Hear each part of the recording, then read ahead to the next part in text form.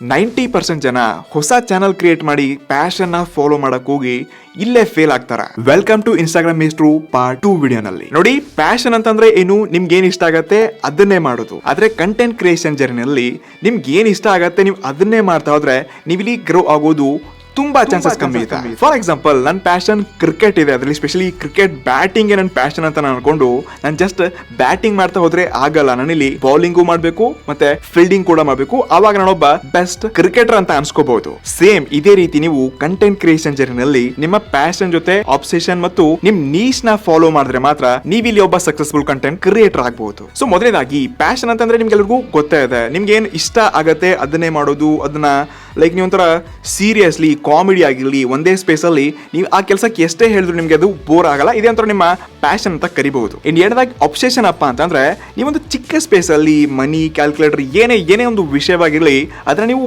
Bore ಇಲ್ಲದೆ ಪ್ರತಿ time ನೀವು ರಾತ್ರಿ 10 ಗಂಟೆ ಕೆಲಸ ಹೇಳಿದ್ರು ಕೂಡ ನೀವು ಫುಲ್ಲಿ ಎಕ್ಸೈಟೆಡ್ ಮಾಡ್ತಿದ್ರಪ್ಪ ಅಂದ್ರೆ ಅದಕ್ಕೆ ನಾವು ಅಬ್ಸೆಷನ್ ಅಂತ ಕರಿಬಹುದು. ಇನ್ನು ಮೂರದಾಗಿ ನೀಶ್ ಬರುತ್ತೆ. ಏನ್ ಗುರು ನೀಶ್ ಅಂತ ತುಂಬಾ ಜನ ಕನ್ಫ್ಯೂಸ್ ಅಲ್ಲಿ ಇರ್ತಾರೆ. ಸೊ ನೀಶ್ ಏನಪ್ಪಾ ಅಂತಂದ್ರೆ ನೀವು ಯಾವುದೇ ಒಂದು ವರ್ಕ್ ನ ತುಂಬಾ ಕಮ್ಮಿ ಸ್ಪೇಸ್ ಅಲ್ಲಿ ಕಮ್ಮಿ ಜಾಗದಲ್ಲಿ ಫುಲ್ಲಿ ಎಕ್ಸೈಟೆಡ್ಲಿ ಇರ್ತೀರಾ, ಮತ್ತೆ ಆ ಕೆಲಸ ಬೇರೆ ಜನರಿಗೆ ತುಂಬಾ ಕಷ್ಟಕರ ಅನಿಸಿರುತ್ತೆ. ಬಟ್ ನಿಮ್ಗೆ ಆ ಕೆಲಸ ಎಷ್ಟೇ ಮಾಡಿದ್ರು ನಿಮ್ಗೆ ಖುಷಿನೇ ಸಿಗುತ್ತೆ, ನಿಮ್ಗೆ ಅದಕ್ಕೆ ಬೋರಿಂಗ್ ಅಂತ ಅನಿಸೋದೇ ಇಲ್ಲ.